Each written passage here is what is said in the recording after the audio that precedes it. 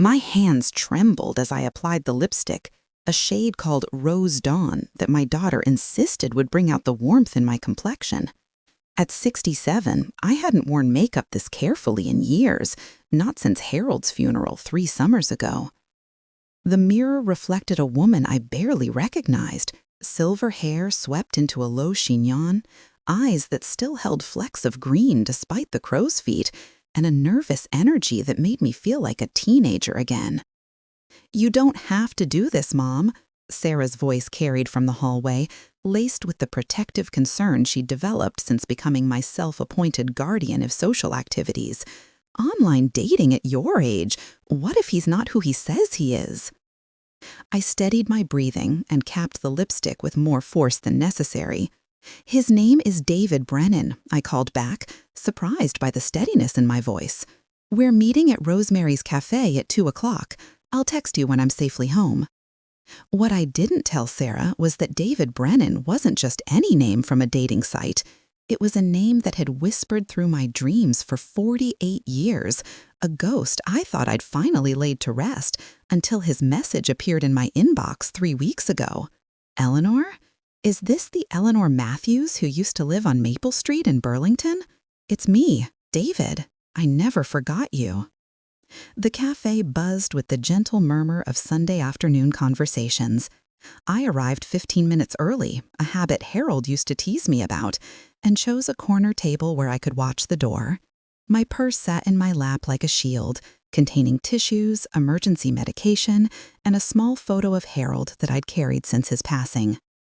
The waitress, a young woman with kind eyes, poured coffee without being asked. "Nervous about something special?" she asked with a knowing smile. "Something like that," I admitted, wrapping my fingers around the warm mug. 48 years. That's how long it had been since David Brennan had kissed me goodbye at the Burlington train station, promising to write from Vietnam, promising to come back, promising we'd have forever. The letters had come for 6 months, filled with descriptions of rain and mud and his counting down days until he could hold me again. Then silence. Complete, devastating silence that stretched into months, then years. I'd waited through that first terrible autumn, checking the mailbox twice daily, calling his mother, who would only say he was fine before hanging up.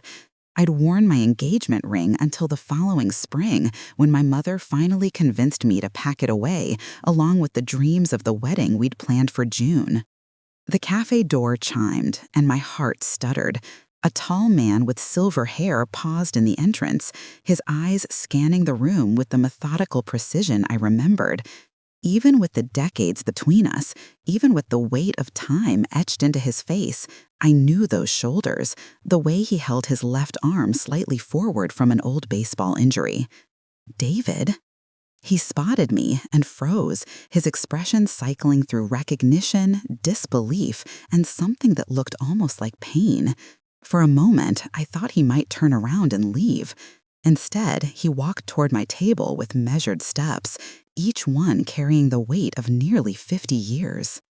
Eleanor. My name on his lips sounded like a prayer and an apology wrapped together. "Hello, David." I managed to keep my voice steady, though my hands betrayed me by trembling against the coffee mug. He sat across from me, and I noted the changes time had carved into his face. Deeper lines around his eyes, a scar along his jawline I didn't remember, hands that seemed too large for the rest of him now. But his eyes, those warm brown eyes that used to make me feel like the only woman in the world, those were exactly the same. "You," he started, then stopped, shaking his head. "I'm sorry." I practiced what I'd say 100 times, but seeing you. I know, and I did. The carefully rehearsed speeches I'd prepared dissolved in the face of this reality. David Brennan, my first love, my greatest heartbreak, sitting 3 feet away from me in a cafe in Connecticut, both of us carrying the accumulated weight of lives lived without each other. The waitress appeared with a second mug, and David ordered black coffee, just as he always had. Some things apparently never changed. Why now? I asked, surprising myself with the directness. After all these years, why did you find me now? His hands wrapped around the coffee mug, and I noticed he still wore a wedding band. The sight of it hit me like a physical blow, though I wasn't sure why. Of course he'd married. Of course he'd built a life. The silence that had followed his letters hadn't been about death or injury. It had been about choice. My wife died 8 months ago, he said quietly, as if reading my thoughts. Cancer. We had 45 good years together, raised 3 kids. But before she passed, she told me I had unfinished business. She said I owed someone an apology that was almost 50 years overdue. The words hung between us like a bridge I wasn't sure I was ready to cross. Part of me wanted to stand up, to tell him that 48 years was too late for apologies, that I'd built a good life too. Marriage to Harold, my daughter Sarah, a career teaching elementary school, decades of contentment that had finally taught me to stop looking over my shoulder for ghosts. But another part of me, the part that had never quite forgotten the taste of his goodbye kiss, wanted to hear what he had to say. I was a coward, he continued, his voice barely above a whisper. I came back from Vietnam different, broken in ways I couldn't explain to someone as good and pure as you were. So I made the worst decision of my life. I convinced myself you were better off without me. That wasn't your choice to make. The words came out sharper than I intended, but I didn't soften them. You let me think you were dead. Do you know what that did to me, to my family? His face crumpled, and for a moment I saw the 20-year-old boy I'd fallen in love with, the one who'd promised to love me forever while we danced to Elvis on my parents' front porch. I know, God help me, I know, I've lived with it every day since. The cafe continued its gentle hum around us, couples sharing desserts, families celebrating small Sunday moments, the world spinning on while my past and present collided in ways I'd never imagined possible. I studied David's face, searching for the boy I'd loved, finding him in the curve of his smile when he caught me looking, in the way he still tapped his fingers against the table when he was nervous. Tell me about your life, I said finally. Tell me about the 45 years. Relief flooded his features, and he began to talk. About Margaret, his wife, who'd been a nurse at the VA hospital where he'd sought help for what they now called PTSD. About their children, David Jr., who was a doctor in Seattle, Susan, who taught high school English in Vermont, and Michael, who'd followed his father into the military and now worked at the Pentagon. About the construction business he'd built from nothing, the house they'd renovated together, the grandchildren who called him Pop Pop. I found myself smiling as he talked, genuinely happy for the life he'd built, even as a small part of my heart mourned for what might have been.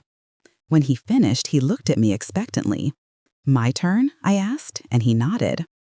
I told him about Harold, about how we'd met at a church social when I was 25 and ready to believe in love again, about our quiet wedded, our struggle to have children, the joy when Sarah finally arrived after years of trying. About my 30-year career teaching second grade, about Harold's battle with Alzheimer's that had stolen him piece by piece before taking him completely. He sounds like a good man, David said, and there was no jealousy in his voice, only genuine sadness for my loss. He was. He knew about you, actually. I told him when we got engaged. He said he was grateful to you for breaking my heart because it meant I was free to love him. David laughed, a sound that carried both joy and regret. Smart man, smarter than me. The afternoon light shifted through the cafe windows, painting everything in golden hues that made the moment feel suspended in time. I realized we'd been talking for over an hour, and the conversation had begun to feel natural again, like settling into a favorite chair after years away. There's something else, David said, his expression growing serious again. Something I need to tell you. It's why I really reached out, why I couldn't let Margaret's words go unanswered. My pulse quickened. What is it? He reached into his jacket pocket and pulled out an envelope, yellowed with age and worn at the edges. My name was written across the front in handwriting I recognized as his younger self. I wrote this letter 47 years ago. It was supposed to be delivered to you if I died in Vietnam. But I didn't die. And when I made the decision to disappear from your life, I kept it. Margaret found it in my desk after she got sick. She made me promise that if anything happened to her, I'd make sure you got it. My hands shook as I took the envelope. David, I don't know if You don't have to read it now, he said quickly. Take it home. Read it when you're ready. Or don't read it at all. But I needed to give it to you. I owed you that much. The envelope felt impossibly light in my hands, as if it contained feathers instead of words that might change everything. I slipped it into my purse next to Harold's photo, and the symbolism wasn't lost on either of us. We sat in silence for a moment, both of us understanding that we'd reached some kind of crossroads. The past had been acknowledged, apologies had been offered, and, if not fully accepted, at least received. The question now was, what happened next? What are you hoping for, David? I asked. By doing this, by finding me, what do you want? He was quiet for so long I thought he might not answer.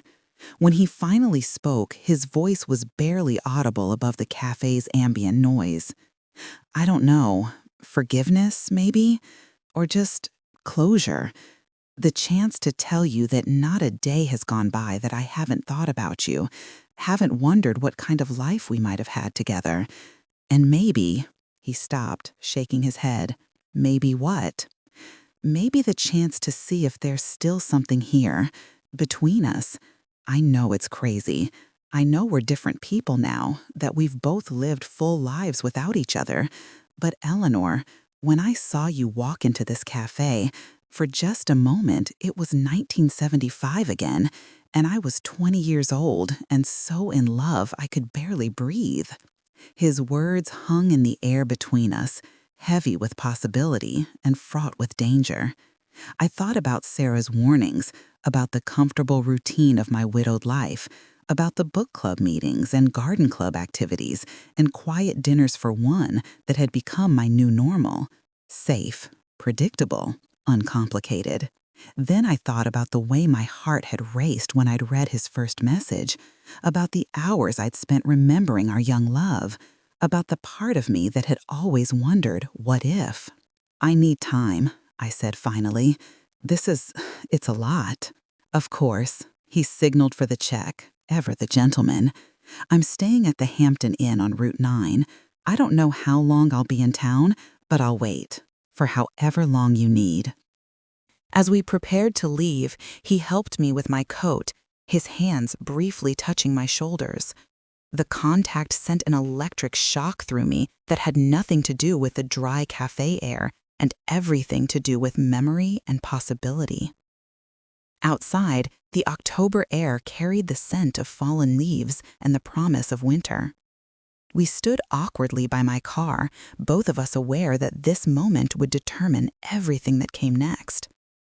Eleanor, he said, and then stopped, seeming to struggle with words again.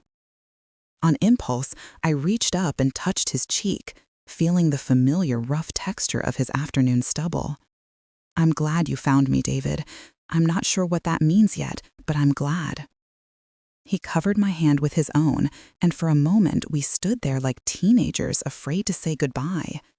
Then he leaned down and kissed my forehead, a gesture so tender and familiar that tears sprang to my eyes. Be careful driving home, he said, and Eleanor, read the letter when you're ready, but remember that I'm not the same man who wrote it. We're both different now. I drove home with the letter burning like a small fire in my purse, David's words echoing in my mind. At every red light, I found myself reaching for the envelope, then stopping, unsure if I was ready for whatever it contained. Some doors, once opened, could never be closed again. The drive through our old neighborhood felt like traveling through a museum of memory. I passed the park where we'd had our first kiss, the ice cream shop where we'd spent countless summer evenings, the church where I'd once imagined walking down the aisle toward him in white satin and pearls. By the time I pulled into my driveway, I'd made a decision. Whatever the letter said, whatever David hoped might happen between us, I owed it to myself and to the memory of what we'd once shared to find out. Sarah's car was in my driveway, and I suppressed a groan. She'd probably been watching the clock since I left, ready to debrief every detail of my afternoon. I loved my daughter fiercely, but her protective instincts sometimes felt more like imprisonment than care. "Mom!" She appeared at the front door before I'd even turned off the engine. "How did it go? You were gone for 3 hours. I was starting to worry." "It went fine, sweetheart," I said, kissing her cheek and noting the relief in her expression. "Just 2 old friends catching up." "That's all? Just friends?" She followed me into the kitchen, her journalist instincts clearly activated. "You look different, younger somehow." I caught my reflection in the hallway mirror and was surprised to see she was right. There was color in my cheeks that hadn't been there this morning, a light in my eyes that had been absent since Harold's death. The afternoon with David had awakened something in me, though I wasn't yet sure what. "It's complicated, Sarah. We have a lot of history." She sat down at my kitchen table, the same table where I'd helped her with homework 20 years ago, where Harold and I had shared thousands of meals, where I now ate my solitary dinners while reading or watching the evening news. "Tell me about him," she said, and I could hear the protectiveness in her voice warring with genuine curiosity.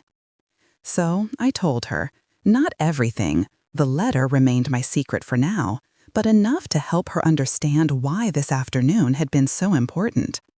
I told her about young love and war and heartbreak, about the letters that stopped coming, about the decades of wondering.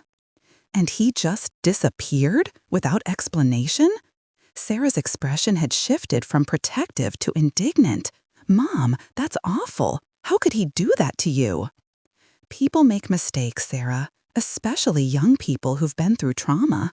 I'm not excusing what he did, but I understand it better now." She studied my face with the intensity she'd inherited from her father, the same expression Harold used to wear when he was working through a difficult problem. "You're going to see him again, aren't you?" The question hung between us, and I realized I'd already made that decision without consciously thinking about it. "Yes, I think I am." "Mom," Sarah started, then stopped, seeming to reconsider whatever she'd been about to say. "I just want you to be happy and safe. You've been through enough loss." "I know, sweetheart, but maybe it's time for something other than loss." After Sarah left, I made myself a cup of tea and sat in Harold's old chair by the living room window. The sun was setting, painting the sky in shades of rose and gold that reminded me of David's description of Vietnamese sunsets in his letters all those years ago. I held the envelope in my lap, tracing my name written in his young handwriting. Inside was a letter from a 20-year-old boy to his 19-year-old fiancée, words written in expectation of death that had instead survived to reach me in my widowhood. The phone rang, startling me from my thoughts. For a wild moment, I wondered if it might be David, but the caller ID showed my sister Margaret's number. "Ellie, how did your date go?" Margaret was the only person who still called me by my childhood nickname, and hearing it now made me smile. She was 3 years younger than me, but had always been the more adventurous one, the first to try new things, the one who'd encouraged me to join the senior dating site in the first place. "It wasn't exactly what I expected," I said, settling back in the chair. "Better or worse?" "Different, much more complicated." I found myself telling Margaret the whole story, including the existence of the letter. Unlike Sarah, Margaret didn't express concern or protective warnings. Instead, she listened with the patience of someone who'd lived through her own share of love and loss. "Are you going to read it tonight?" she asked when I finished. "I don't know. Part of me is afraid of what it might say." "And the other part?" I considered this. The other part is afraid it might change everything. Oh, Ellie, Margaret said, and I could hear the smile in her voice. Maybe it's time for everything to change. After we hung up, I sat in the gathering darkness, the letter still unopened in my lap. Outside, my neighbors were settling into their Sunday evening routines. The Hendersons walking their dog, the young family next door bringing in toys from their backyard, the quiet rhythms of suburban life continuing as they had for decades. I thought about Harold, about the conversation we'd had shortly before the Alzheimer's took away his ability to have such conversations. He'd been having a good day, lucid and present in a way that had become increasingly rare. "Eleanor," he'd said, taking my hand as we sat together on our back porch.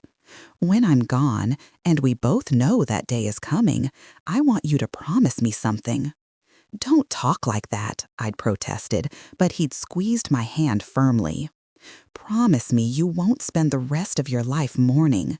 You've got too much love in you to keep it locked away. If someone comes along who makes you happy, don't let guilt or fear stop you from being happy again." At the time, I dismissed his words as the ramblings of a man facing his own mortality. The idea of loving anyone else seemed impossible, even offensive. Harold was my husband, my companion, the father of my child. How could I even consider replacing him? But sitting here now, with David's letter in my hands and the memory of this afternoon's conversation still fresh, I began to understand what Harold had been trying to tell me. Love wasn't a finite resource. The love I'd felt for Harold didn't diminish the love I'd once felt for David or the possibility of feeling something for him again. The clock on the mantel chimed 8 times, and I realized I'd been sitting in the dark for an hour, lost in thought. I turned on the reading lamp beside Harold's chair, my chair now, and carefully opened the envelope. The paper inside was thin and fragile, covered in David's careful handwriting. At the top, he'd written the date, October 15, 1976, almost exactly 48 years ago. "My dearest Eleanor, if you're reading this, it means I won't be coming home to marry you as we planned. I want you to know that my last thoughts were of you, of the life we were going to build together, of the children we would have had and the years we would have shared. I need you to know that you were the best part of my life, the reason I got up every morning in this God-forsaken place, the dream that kept me sane when everything around me was falling apart. Your letters were my lifeline, your picture the last thing I looked at every night before I tried to sleep. But more than that, I need you to know that I want you to be happy. If I don't make it back, please don't waste your life mourning for me. You have too much love to give, too much joy to share with the world. Find someone who will treasure you the way I would have, someone who will love you for the amazing woman you are. Don't wait for ghosts, my darling Eleanor. Live, love, be happy. And sometimes, when you're old and gray and surrounded by grandchildren, remember the boy who loved you with everything he had. All my love for all eternity, David." P.S. The ring is in my top dresser drawer at home. I had it resized for you just before I shipped out. I hope whoever you marry will understand if you want to keep it, just as a reminder that you were loved completely, if not for very long. I read the letter 3 times, tears streaming down my cheeks by the end. This wasn't the letter of a young man planning to abandon his fiancée. This was the letter of someone who'd expected to die, who'd wanted to make sure his last words to me were ones of love and encouragement rather than regret. Something had changed between the writing of this letter and his return from Vietnam. Something had convinced him that I would be better off without him, that the broken man who came home wasn't worthy of the pure love we'd shared. He'd been wrong, of course, terribly, tragically wrong. But reading his words now, I could see that his decision had come from love, not selfishness. He thought he was protecting me. The realization shifted something fundamental in my understanding of our story. For 48 years, I'd carried the wound of his abandonment, the bitter knowledge that I hadn't been enough to fight for, to come home to. Now I understood that his silence hadn't been about my worth. It had been about his own sense of unworthiness. I folded the letter carefully and placed it back in the envelope. Then I picked up my phone and dialed the Hampton Inn. "David Brennan's room, please." The phone rang twice before his familiar voice answered. "Hello? It's Eleanor. I read your letter." There was a long pause. And I think we need to talk. Tomorrow, if you're free, but not at a cafe this time. Come for dinner. I'll cook." Another pause, longer this time. "Eleanor, are you sure? I don't wanna—" 6 o'clock, I said firmly. "And David, bring flowers. Harold always brought me flowers." I hung up before he could respond, my heart pounding with a mixture of terror and exhilaration. I'd just invited my first love, the man who'd broken my heart 48 years ago, to dinner in my home, the home I'd shared with Harold for 35 years. But as I sat there in Harold's chair, surrounded by the familiar comfort of our shared life, I felt his presence more strongly than I had since his death, and I knew with sudden clarity that he would approve. He would want me to be brave enough to love again, to open my heart to the possibility of happiness in whatever form it might take. The evening stretched before me with 1,000 decisions to make: what to cook, what to wear, how to explain to Sarah that I was having dinner with a man who'd once meant everything to me and might mean something again. But for now, I simply sat in the quiet of my living room, the letter in my lap, and hope, real hope, blooming in my chest for the first time in years. Tomorrow would bring its own challenges and revelations. Tonight, I would allow myself to remember what it felt like to be loved completely and to believe that it might be possible again. The next morning dawned crisp and clear, the kind of October day that makes living in New England feel like a privilege. I woke early, energized by a restless excitement I hadn't felt in years. The letter lay on my nightstand where I'd placed it before bed, and reading it again in the morning light only reinforced my decision to invite David over. I spent the morning grocery shopping with more care than I'd given food in months. What did you serve the man who'd once promised to spend his life with you? What wine paired with 4 decades of separation and regret? In the end, I chose comfort. Pot roast with vegetables, the same meal I'd made for Harold every Sunday for years, hoping it would ground me in the familiar even as I ventured into uncharted territory. Sarah called as I was arranging the flowers I'd bought for myself, white roses mixed with autumn leaves, something cheerful but not overly romantic. "Mom, I've been thinking about yesterday all night. Are you really okay with seeing this man again?" "His name is David, Sarah, and yes, I'm okay with it, more than okay. It's just, you seem different. I haven't seen you this animated since Dad died. It worries me." I paused in my flower arranging, understanding her concern, even as it frustrated me. In her mind, I was her fragile, widowed mother, someone to be protected from further heartbreak. In my mind, I was a woman discovering that the heart, even at 67, remained capable of surprise. "Sweetheart, what if different is good? What if I've been sleepwalking through the last 3 years, and this is what it feels like to wake up?" She was quiet for a moment. "I just don't want to see you get hurt again. I've already been hurt by David Brennan about as much as a person can be. What's the worst that could happen now? You could fall in love with him again." The words hung between us, both threat and possibility. Would that be so terrible? "No," she said finally. "No, I suppose it wouldn't be. But Mom, if you're going to do this, really do it. Don't hold back because you think it's what Dad would have wanted. He loved you too much to want you to be lonely. After we hung up, I found myself thinking about loneliness.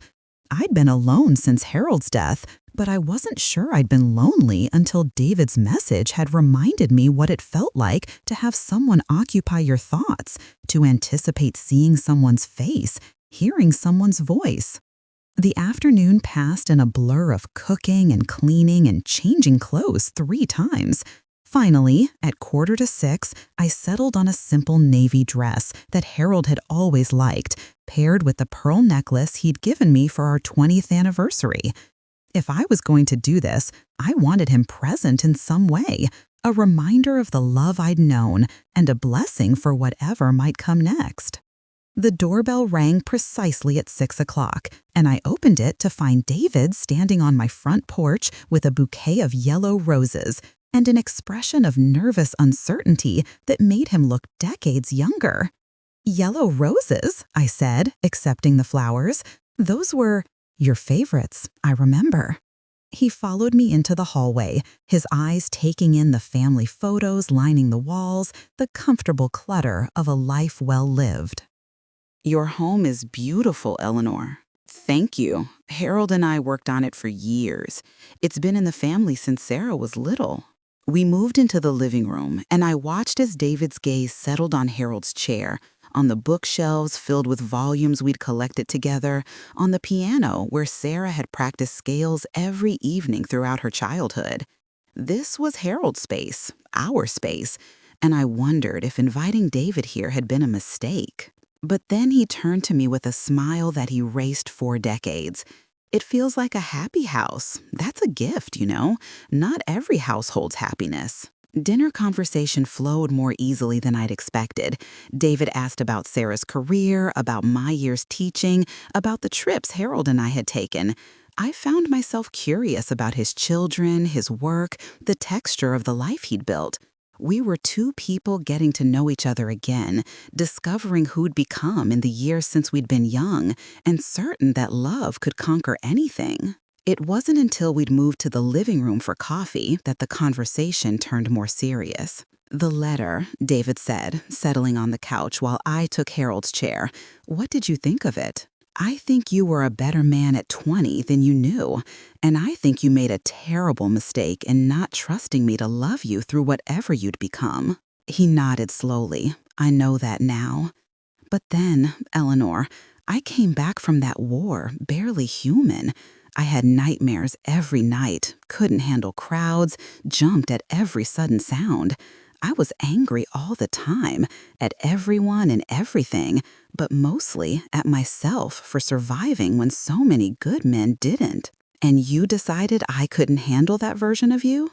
I decided you deserved better. You were so pure, so untouched by the ugliness of the world. I couldn't bear the thought of contaminating that." I set down my coffee cup and studied his face, seeing now the shadows that had been there yesterday, but that I hadn't recognized. "You should have let me decide what I could handle." "You're right, but I was 22 years old and half crazy with guilt and grief. I thought I was being noble." "You were being stupid." The word hung in the air between us, harsh and true. Then David laughed, a sound so genuine and free that I found myself laughing too. And suddenly we were both laughing until tears streamed down our cheeks, laughing at the cosmic unfairness of timing and youth and the terrible wisdom that comes too late to matter. When we finally stopped, David wiped his eyes and shook his head. "Margaret used to say the same thing.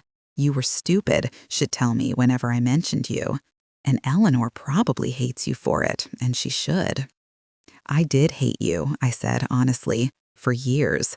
But hatred takes so much energy, and eventually I needed that energy for other things, for building a life with Harold, for raising Sarah, for becoming the person I was supposed to be." "Tell me about him, really tell me. I want to understand who you became." So I told him about Harold, not just the facts I'd shared yesterday, but the texture of our marriage. How he'd courted me with patience and gentle humor, never pushing, always available when I was ready to love again. How he'd proposed not with grand gestures, but with quiet certainty, asking not if I would marry him, but if I thought I could learn to love him as much as he already loved me. It was different from what we had, I said, calmer, more measured, but it was real and deep and good. He made me laugh every single day for 35 years. I'm glad, David said, and I could see that he meant it. I'm glad you found someone who could love you the way you deserved to be loved. We talked until nearly 10 o'clock, the conversation meandering through memories and regrets, through the children we'd raised and the dreams we'd abandoned, and the unexpected joys we'd discovered along the way. It felt natural and easy, as if the decades between us had dissolved into something manageable. Finally, David stood to leave. Thank you for this evening, for the dinner, for the conversation, for giving me the chance to explain. I walked him to the door, suddenly nervous about the goodbye. What happened now? Did we shake hands like old friends? Kiss cheeks like distant relatives? Pretend this had been nothing more than closure? Eleanor, he said, turning to face me on the front porch. I don't know what you're thinking, or what you want, or even what I should be hoping for. But I'd like to see you again, if you're willing. The October night air carried the scent of wood smoke and dying leaves, the melancholy perfume of autumn that had always made me feel both nostalgic and hopeful. Standing here with David, I felt like I was balanced on the edge of something, a decision that would either lead to happiness or heartbreak, but either way would lead somewhere other than the safe, empty routine I'd been living. I'd like that too, I said. But David, I'm not the girl you fell in love with 50 years ago, and you're not the boy who loved her. We need to figure out who we are now, to each other. I know. He leaned down and kissed my cheek, a gesture so gentle and tentative that it broke my heart a little. We have time to figure it out. I watched him drive away, then stood on my porch for several minutes, breathing in the night air and trying to process the extraordinary turn my life had taken in just 2 days. Above me, the stars were bright and clear, the same stars David and I had made wishes on all those years ago, the same stars that had watched over Harold and me during our decades together. Inside, I cleared the dinner dishes and straightened the living room, erasing the evidence of the evening while trying to hold on to its magic. In the kitchen, I arranged David's yellow roses in a vase beside the white roses I'd bought for myself. Together, they looked like hope and memory, past and future, the complexity of a heart that had learned to love more than once. The phone rang as I was turning off the lights. Sarah's number appeared on the caller ID, and I smiled as I answered. "How did it go, Mom?" "Better than I expected. Complicated, but better." "Are you going to see him again?" "Yes, I think I am." There was a pause, then Sarah's voice, softer than usual. "I'm proud of you, Mom. Dad would be proud too." After we hung up, I climbed the stairs to my bedroom, David's letter once again in my hand. I placed it in my jewelry box next to the engagement ring Harold had given me and the small gold locket that had been my mother's. Tokens of love, each one representing a different chapter of my life. In bed, I lay awake thinking about second chances and the courage it took to believe in them. David had found me across 5 decades and a dozen states, carrying guilt and hope in equal measure. I had opened my door to him, literally and figuratively, and discovered that some kinds of love never entirely fade. They just wait, patient and enduring, for the right moment to bloom again. The next 2 weeks passed like scenes from someone else's life.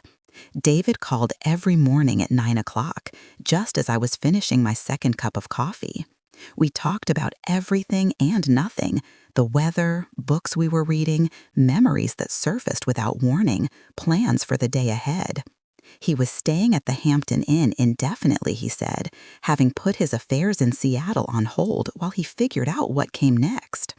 "You can't live in a hotel forever," I told him during one of our conversations. "I'm not planning to live anywhere forever," he replied. At our age, forever is a much shorter proposition than it used to be. The truth of that statement settled between us, both sobering and liberating. We weren't young people with decades ahead of us to waste on indecision. Whatever we were going to be to each other, we needed to figure it out sooner rather than later. Our second official date was lunch at the Historical Society, where David had volunteered to help with their Veterans Day display. I found him in the basement archives, surrounded by photographs and documents, his reading glasses perched on his nose as he studied a faded map of Vietnam. "Finding anything interesting?" I asked. He looked up, and for a moment, I saw the weight of memory in his eyes. Too interesting. I forgot how much of my life happened in that country. I sat beside him on the metal folding chair, studying the photographs he'd been sorting. Young faces stared back at us, boys really, though they'd been called men. David pointed to one group photo. "That's me," he said, indicating a thin young man with David's eyes but none of his current gravitas. 3 months before I came home. The boy in the photograph looked haunted already, as if he could see the future bearing down on him. I understood better now why he'd felt unworthy of the innocent love we'd shared, why he'd chosen silence over the risk of contaminating my world with his darkness. "He looks scared," I said gently. He was terrified. Not of dying. By then, death would have been a relief. He was terrified of surviving, of having to carry what he'd seen and done for the rest of his life. I reached over and took his hand, noting how it trembled slightly. "But you did survive, and you built a good life. You have children who love you, a career you can be proud of. That scared boy became someone wonderful." David turned our joined hands over, studying my fingers. "Only because Margaret saved me. She saw something in me that I couldn't see in myself. She loved me back to life, piece by piece. And now? Now I'm trying to figure out if I have anything left to offer someone else, if I'm capable of being more than just a collection of old wounds and regrets." The Historical Society was quiet around us, filled with the dusty silence of preserved memories.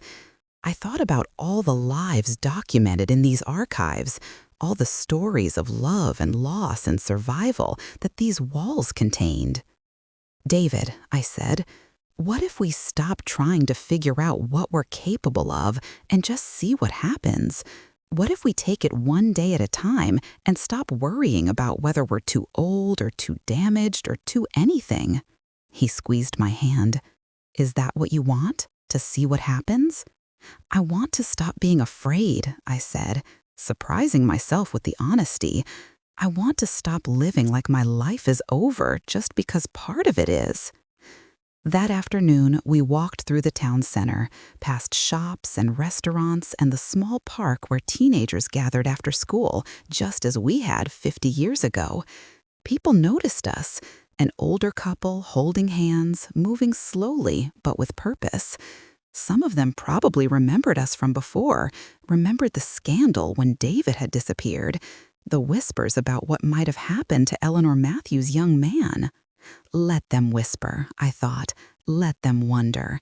At 67, I was finally learning that other people's opinions about my life mattered far less than my own experience of living it. "Eleanor," David said as we sat on a bench watching children play on the swings, "there's something else I need to tell you about why I really came looking for you." My pulse quickened. "What is it?" "I'm sick." The words were spoken quietly, matter-of-factly, but they hit me like a physical blow. Early-stage Parkinson's. The doctors caught it soon enough that I have time, maybe years, but it's progressive. He didn't need to finish. I understood what he was telling me. Why the urgency? Why now? "How long have you known?" 6 months. Margaret died not knowing, which was a blessing. But it made me realize that I was running out of time to make things right, to tell you what I should have told you 48 years ago. The playground sounds faded into background noise as I processed this information. David wasn't just offering me love. He was offering me loss, the certainty of watching another man I cared about deteriorate and die. The safe thing would be to walk away now, to preserve the friendship we'd rebuilt without adding the complexity of deeper feeling. But safety, I was learning, was overrated. "Are you telling me this so I can make an informed decision?" I asked. "So I can choose whether I want to sign up for another round of watching someone I love get sick? I'm telling you because you deserve the truth, because I won't make the mistake of trying to protect you from reality again." I stood up from the bench and walked a few steps away, needing space to think. The October air was turning cooler as evening approached, and I pulled my cardigan tighter around my shoulders. Behind me, I could hear David's quiet breathing, could feel him waiting for my response. When I turned back to him, I saw the fear in his eyes. Not fear of death or disease, but fear of rejection, of being told once again that he was too broken for love. "I watched Harold deteriorate for 3 years," I said, returning to the bench. "It was the hardest thing I've ever done. Some days I thought it would kill me too." David nodded, his expression resigned. "I understand if I'm not finished." I took his hands in mine, holding them firmly. It was also the most meaningful thing I've ever done. Being present for someone's journey, holding their hand through the darkness, loving them even when they can't remember your name. There's a privilege in that, David, an honor. His eyes filled with tears. "Eleanor, I can't ask you to do that again." "You're not asking, I'm choosing." I leaned closer, close enough to see the silver stubble on his chin, the way his eyes still crinkled when he was trying not to cry. "But I have conditions." "Anything." "No more noble sacrifices. No more deciding what's best for me without consulting me. If we're going to do this, we do it together, with honesty and open communication. Promise me." "I promise." "And David, we do the happy parts too. We don't spend whatever time we have waiting for the other shoe to drop. We travel, we laugh, we make new memories alongside the old ones. We live." He pulled me closer then, until I was half sitting on his lap like a teenager, his arms around me in a way that felt both completely familiar and entirely new. When he kissed me, it was with 50 years of longing and regret and hope all mixed together. "I love you," he whispered against my lips. "I never stopped loving you." "I know," I whispered back. "I love you too.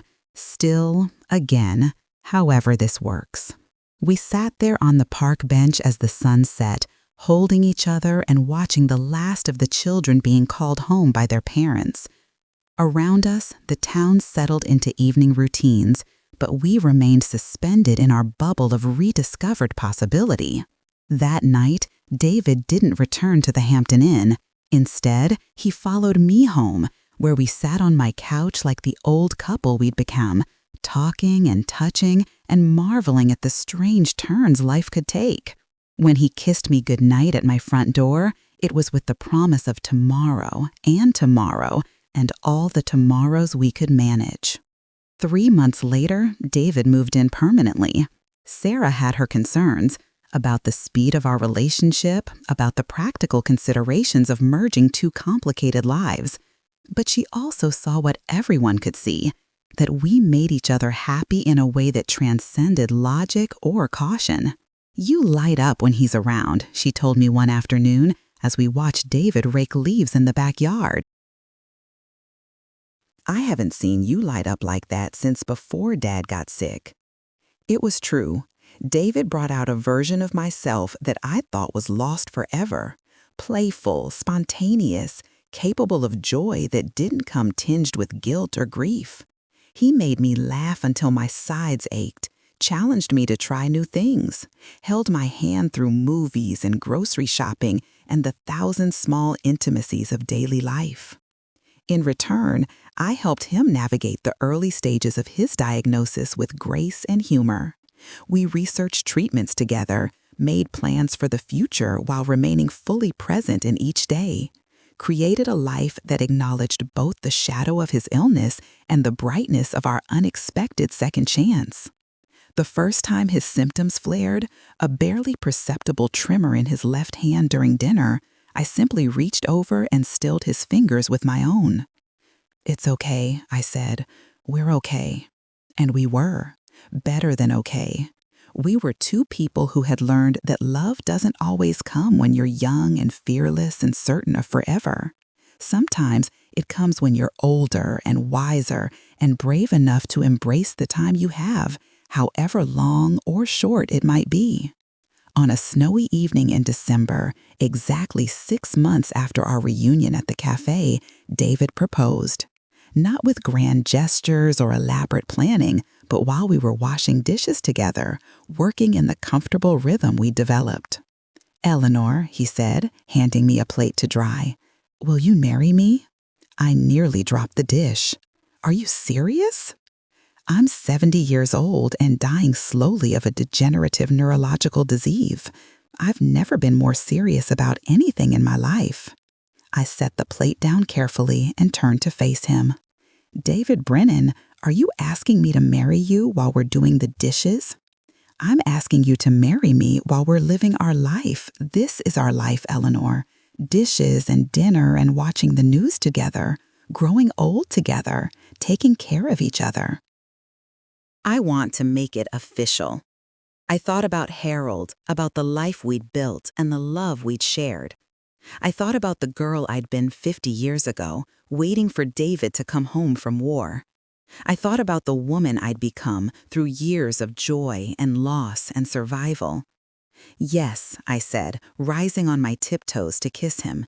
"Yes, I'll marry you. But this time, you're not allowed to disappear." He laughed, spinning me around the kitchen until we were both dizzy and giddy with possibility. "I'm not going anywhere, Eleanor. Whatever time I have left, I want to spend it with you." We married on Valentine's Day, in the same church where I'd once imagined walking down the aisle to him in white satin. This time, I wore rose-colored silk, and Sarah walked me down the aisle to David, who stood waiting with tears in his eyes and absolute certainty in his heart. The ceremony was small, just family and close friends, but it felt larger than life to me. Margaret served as my matron of honor, David's son Michael as his best man. Sarah read a poem about second chances and the courage to love again.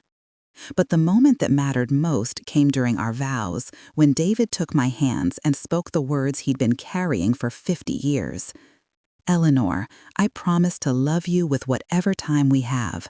I promise to be honest about my fears and limitations. I promise to live fully with you, to make every day count, to never again let pride or fear keep me from choosing love." My own vows were simpler. "David, I promise to walk with you wherever this path leads. I promise to love you in sickness and in health, in joy and in sorrow, in the past we've carried and the future we'll create together." When the minister pronounced us husband and wife, David kissed me with the passion of a 20-year-old and the tenderness of a man who understood the preciousness of time.